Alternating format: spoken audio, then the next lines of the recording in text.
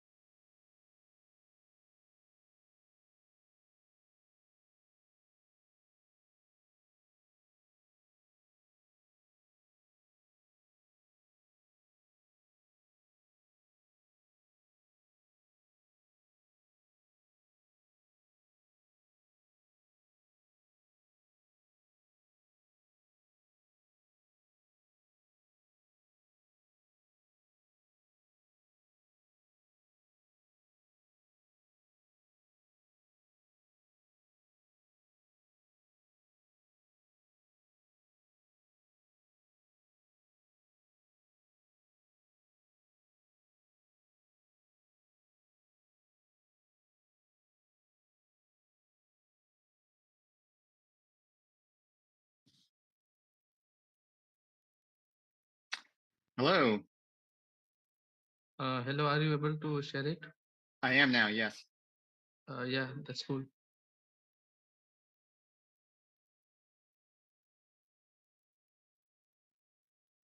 All right, just let me know when I should start.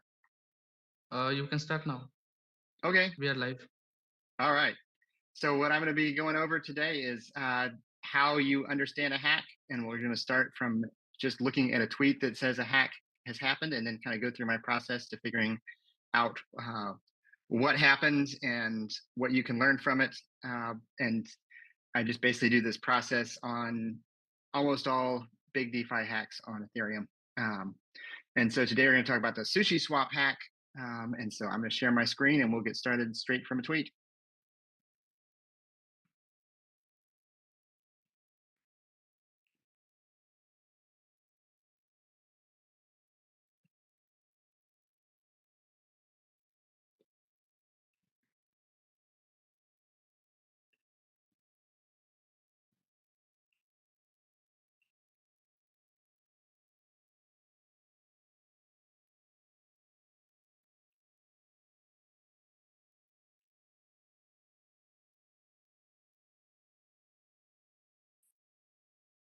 Almost.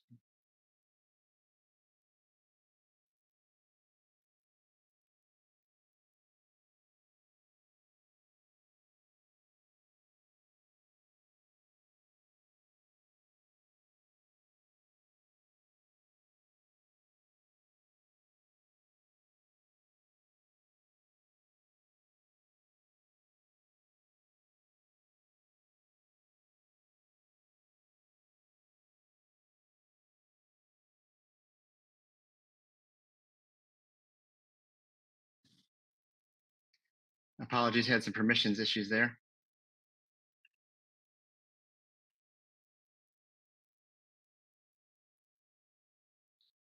All right, should be screen sharing, should be good to go. So here is a tweet from Peck Shield talking about that the hack had happened, and with a link to an example hack transaction. So I'm going to open that link up in a new tab here. And so when I'm working through a hack, one of the first things that I always do is make a document for it. So I'm going to make this is kind of my running document with links for things.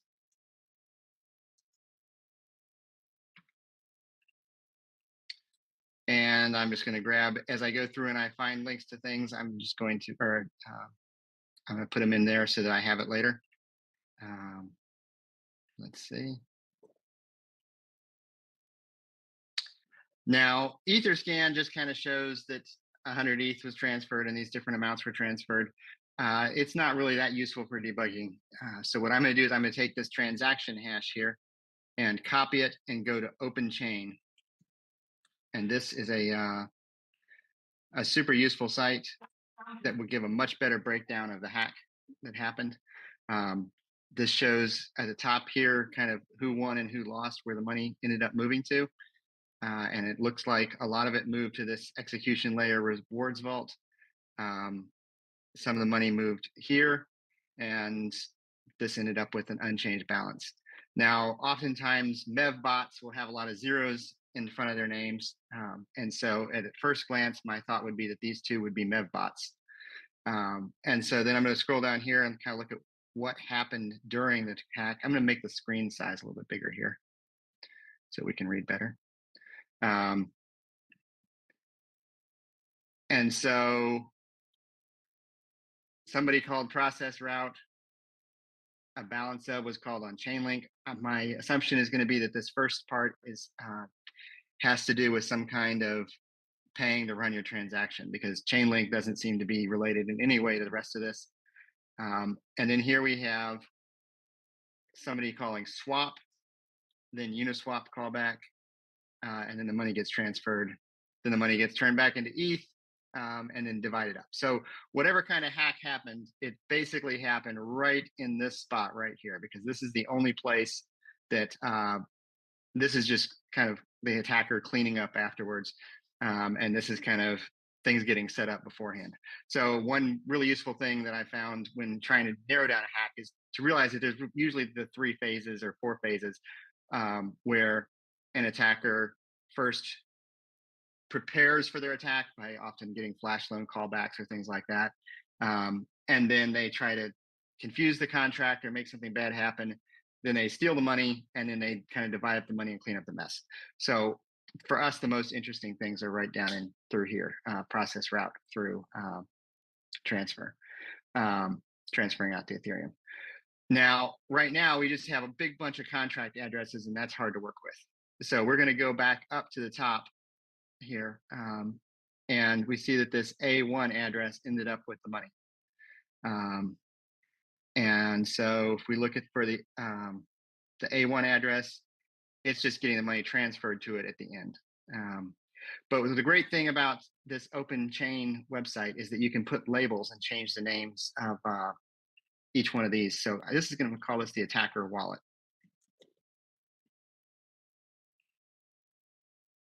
And then the next one is this one, which is the initial call was made to when this transaction was run. This one is almost certainly the attack contract. And so I'm going to click on it. We're going to go to Etherscan. We go to contract. We can see that it's not verified. It looks like an attack contract. So we're just going to name this one attacker.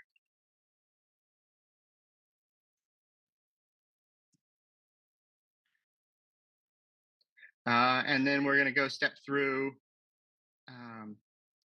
We can see that the attacker actually created a new contract. That's kind of interesting. And then this right here, we're going to go find out what that contract is. This already has a report up that has been compromised. This is the Sushi Swap router that was attacked. So we're going to call this one router. We'll be back looking at that one's code.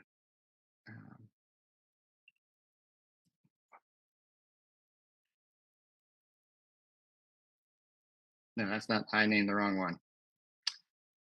Well, let's name.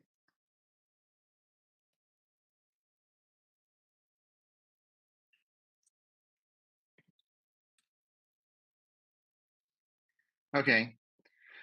So at this point, the picture gets a bit more clear. If we ignore the ether transferring out, what basically happened is the attack contract called process route on the router. The router apparently called the attacker with a swap. And then that's the attacker inside that swap call called the router callback back. So this is a little bit more clear what's happening here, or a little bit stranger, because if you just read the actions, you'd think it was just a traditional swap. But it's very interesting that the attack contract is actually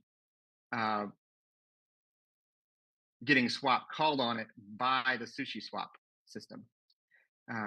So given that this callback here is where the money started moving out, I'm going to start by investigating what Uniswap v3 callback does. Now, in the stuff that had been written up on Twitter about it, it said that it was sort of like an unauthenticated callback.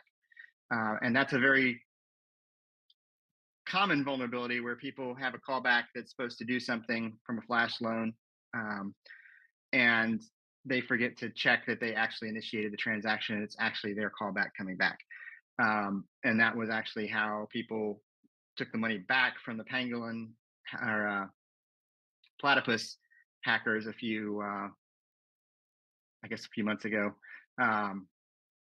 So that's a common vulnerability. So now we're going to go look and see if we can find out what actually happened here. So we're going to go over to the Uniswap, or to the router. I'm going to search for, if I put a U in there in front of it, let's see, maybe not.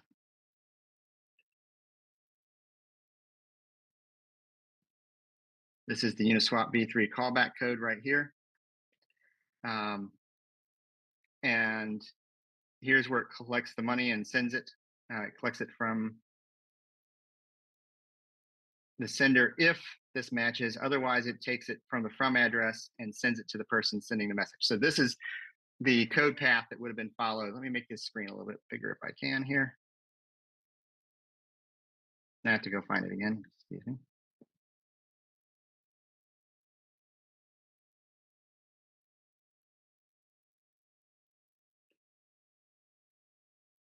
Okay. So this was the code path that would have been followed during the attack, where it takes the money from an arbitrary from address and it sends the money to the person making the call. So the question is, how could that have happened? And we see that it's not that it's unauthenticated. This does have this last called message sender must equal the last called pool. And so this system is trying to verify that only the person that it last called can call it back. And so the question is, how did they defeat this system? And as soon as they do call this, they set it to their impossible address so that to prevent reentrancies. So what I'm going to do is go look for this last called pool and see what I can find about last called pool inside this contract. I can see that when swap trident CL is called, last called pool is set to the pool that it's supposed to do. And then they've got these ones at the end verifying that nothing unexpected happened. So this here, I would think would actually, if somebody tried to do this attack on this swap trident CL, they would have called in, pool would have been set to last called pool. It would have called swap on whatever address that was set to. And the attacker would have had their way in. But at the end, this require at the end would have checked if somebody did actually call something that shouldn't have been called. What we just saw was impossible pool address would have been set on the last called pool. So this would have reverted at the end of it. So they are actually checking for what looks like happened here. Let's go see what else we can find.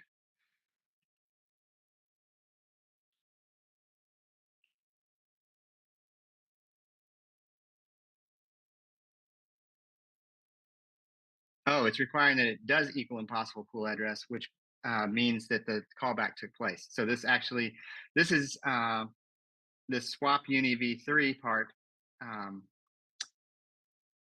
I believe this is probably where the thing happened. It does allow, it basically unlocks taking money from anybody before you go into the swap. So last call pool is set to pool. It allows this pool, whoever is being called, to take funds, because when we looked inside that Uniswap v3 callback, it can take arbitrary funds from an arbitrary person who's approved this contract. And then it just makes sure that it actually has run the callback on its own thing. So this is buggy when you have a pool that's an attacker, basically. And since there's no verification that the pool could be is a trusted pool, it's just an arbitrary pool that's read from the stream, I think. Let's go check read address on the stream. And I don't think that's actually, that's going to show up in a different file here. Let me go look up here. Or actually, let's check. Let's check what this process route does, because that's how the attacker actually came in. I should have searched the code here. Hang on.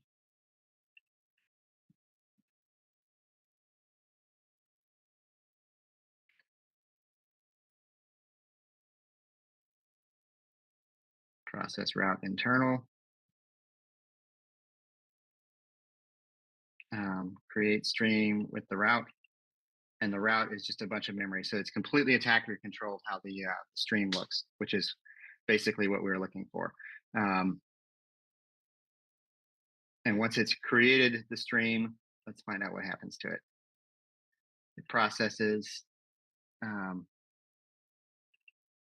based on what's set here. I'm guessing process one pool is what was called. And then it calls swap. Yeah. So this is basically what we see is that they had code to prevent, to only allow the pool that they called to transfer money, but they neglected to have something that would check that the pool that they called was actually one of their own pools. As a contrast, if we look at Uniswap, let's go find Uniswap v3's router. Actually, let's look for it on GitHub. Will be easier to follow.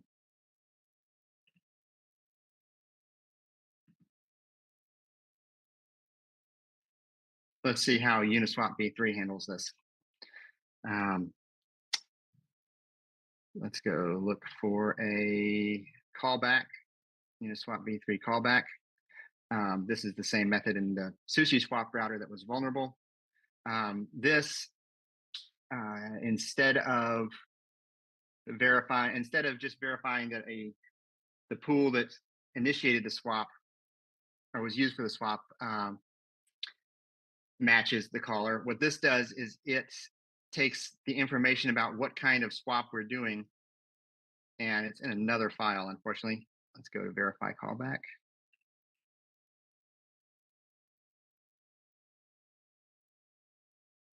Callback validation.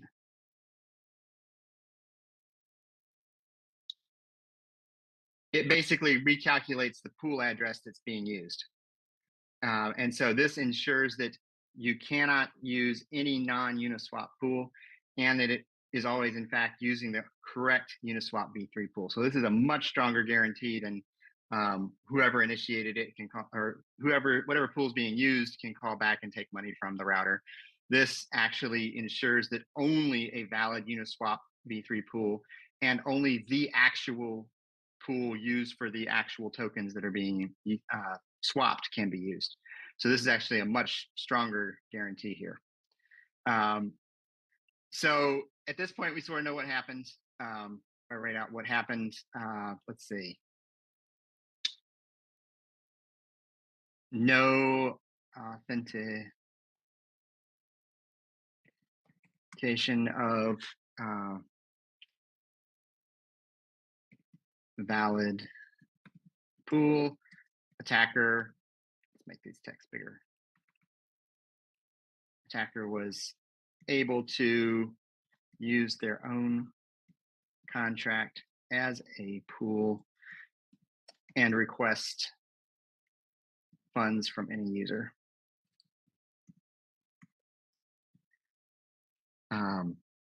That's basically kind of the core root vulnerability. Do you guys have any questions so far on this side of it? So we have some question. It's very basic question, like what is Sushi Swap? So I don't think we can like answer it right now. I think it's like just started out with Web3. So we can continue. If there is any question, I will prompt you. Okay, yeah. So I probably should have said what Sushi Swap was at the beginning. Sushi Swap is basically like Uniswap, and I think it started actually as a a slightly Or modified clone of Uniswap. And so yeah. basically, it's an AMM. You put whatever. You have pools that hold funds, and you can swap between them. So one of the questions was that we had from earlier is in what way does Sushi Swap security measures aim to address vulnerabilities in its design that could lead to hacks? And so actually the way that this is having a separate router contract is something that's designed to uh, reduce the risk from hacks. This is something Uniswap, I think, started out with, and at least they're the best known ones who do this. But the idea is you have a small, very safe pool contract that actually holds the funds. And then all the things that are complicated and ugly and messy, like these callbacks and possible reentrancy problems and pulling money and stuff, all live outside that tiny core. And so, in one aspect, or from one point of view, this design architecture actually worked well here. No money was actually stolen from the Sushi Swap pools themselves. In this case, money was stolen from users, but the pools themselves were safe, even though there was a bug in this code. And so it's a really fantastic thing from a security point of view to be able to have 50% or 80% of your code able to have bugs, and yet the core funds can't be stolen. That's a great So design. yeah, Daniel, we have some more question. Okay. What all tools do you use to investigate hacks? Like we saw that you Mm-hmm. use OpenChain and Etherscan. Apart from that, what all tools do you use? Yeah. Um, Between OpenChain and Etherscan, that handles 95% of the time. I can figure out what happened in a hack in 5 to 10 minutes. Some hacks are trickier. Some code bases are bigger. Uh, One tool is Forge and Foundry, the new Rust powered development things for Solidity. Yeah. Have a kind of toolbox of utilities in a tool called Cast that will let you read storage slots or download all verified contract code to your computer so you can use your IDE to search through it. So that's also another tool I'll use if something gets more complicated. So let's put down openchain.xyz. Beyond that, there's other blockchain explorers.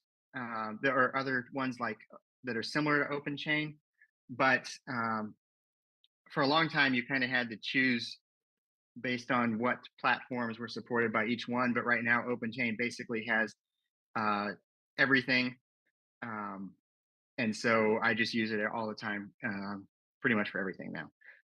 The other one is ethtx.info, which Yeah. used to be my favorite. And there's also, I don't know the URL right off the top of my head, but BlockSec team has a Yeah. Falcon Explorer. Falcon. Yeah. and it kind of comes down. They're both very powerful, open chain and blocksec team, but I just prefer open chain. Some other questions that somebody had is beginner advice for kind of understanding this, or for understanding hacks. And really, just the biggest thing I can say is to get all the way down, not just looking at the execution and not just looking at what people say on Twitter, but getting all the way down to finding the bug yourself in the code. Because oftentimes, kind of like what we saw with this hack, is some reports on Twitter just said it was an unauthenticated callback. But the fact was the callback was authenticated. It was just able to basically be authenticated to anyone. It wasn't actually the callback's problem. It was the fact that any contract could be set as the pool that the swap was going to be running in. Then, Yeah, okay. that's a great explanation. So recently we have seen that there have been many cases where MEV bot front runs the attacker and steal all the money. What do you think in future we can prevent such type of MEV bot? Even if we see there are many white hat attempts which MEV bot front runs and steal the user fund. So what do you think is the future of these bots and how can we prevent it? Mm-hmm. So from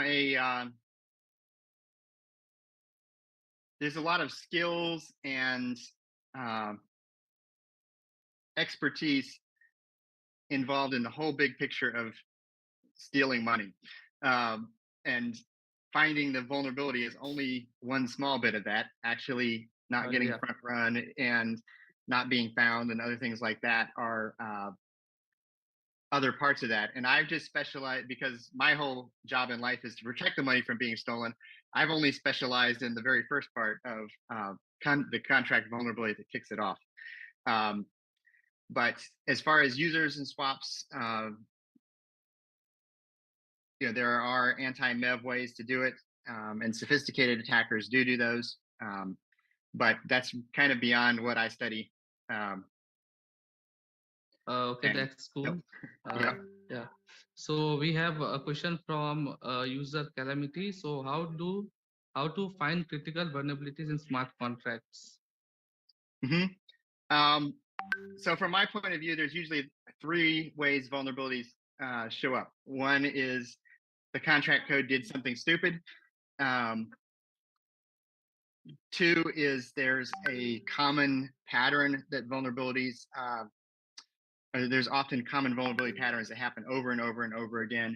And number three is the contract code was more complex than the original authors thought, or the whole system was more complex, and all that complexity kind of added up into having a vulnerability. This one is a mix. This particular bug is kind of a mix of the first two. Somebody allowed any contract to be used as a pool, which is pretty stupid, but that kind of happens often enough that it's almost a common vulnerability. If you just allow if you make calls to arbitrary contracts, unless you're really paying attention, you're going to it's very easy to be in trouble, particularly if the contracts are being passed in as part of the parameters. But there's kind of different ways to find all three of those. For the classic error case, it really boils down to knowing what the classic errors are. And that's one of the great things about studying hacks is you very quickly find out what the classic ways contracts get hacked are. And very quickly build up a kind of a feeling for what the code's going to look like when you're going to see a vulnerability. And so that translates very quickly into just being able to look at code and kind of spot when somebody's doing something dangerous that's likely to be a problem. The first kind, something stupid, you really just have to look at the code, and those, with maybe like a checklist or something, where you check that everything is authenticated and everything. Anytime a call to an external contract is made, it's to something you trust. or that you have mitigations in place to handle if it's an untrusted contract. So, for example, I'm on the smart contract development side actually as much as I am on the security side. Our goal is to not get hacked. And so we have a checklist of items that we run through every time we make a code change in a PR. And one of those is verifying that any calls to outside contracts are to contracts that we trust. And so that would have flagged this issue that, hey, there's this call to an external contract that is being passed in by a user. And as soon as you see that, that's a big uh, flag that there's very likely a problem, and you have to make sure that your code can handle that correctly. Uh, as far as really complex systems, it's just basically more work and being able to understand what can happen even more than the original designers did. For example, with let's see, Uh, it's basically just a bigger case of looking for the stupid problems. It's just much more complicated. In this case, if you saw the red flag that there's not authentication on that, then you kind of just spread out your search. What can happen as a result of that? And so that's a really, I guess, a really good way of, if somebody's new to looking for vulnerabilities, find out what the red flags are, the things that often lead to hacks, look for those in a contract, and maybe 3/4 of the time there's not actually a way to exploit it. But that's one of the highest signal things you can do is you find something that could be a vulnerability, and then you spread out and you find if there's a way for it actually to result in a vulnerability.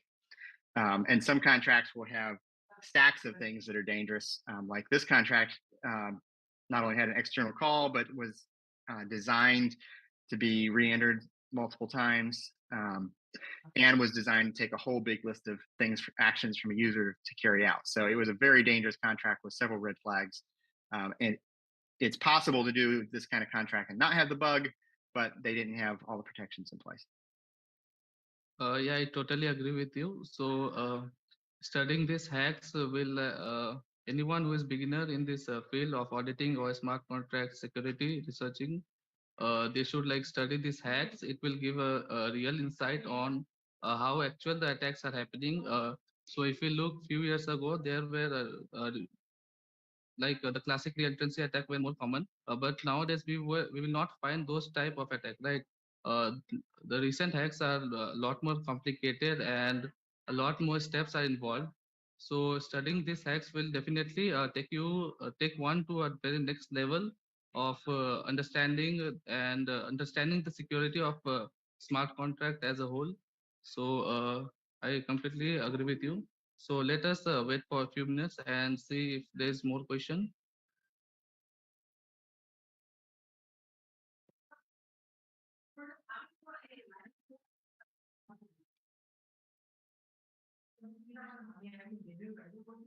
So we have one more question. Currently, most investors are only interested in profits, but ignore the long-term benefits. So can you give some advice? How should one hold token for a long term? Um, I'm mostly a builder and not a trader. But one thing I Yeah, do is, with my knowledge of being able to kind of get a smell for code because I've been looking at so much of it, is I at least look through the code and don't put any money in it if it smells bad, or if there's like red flags around in the code. Um, that's not really a huge piece of advice, but that's at least a tiny bit of an edge. yeah, I understand. I also am not in the side of investment part, but just security and development part. So yeah, that makes sense.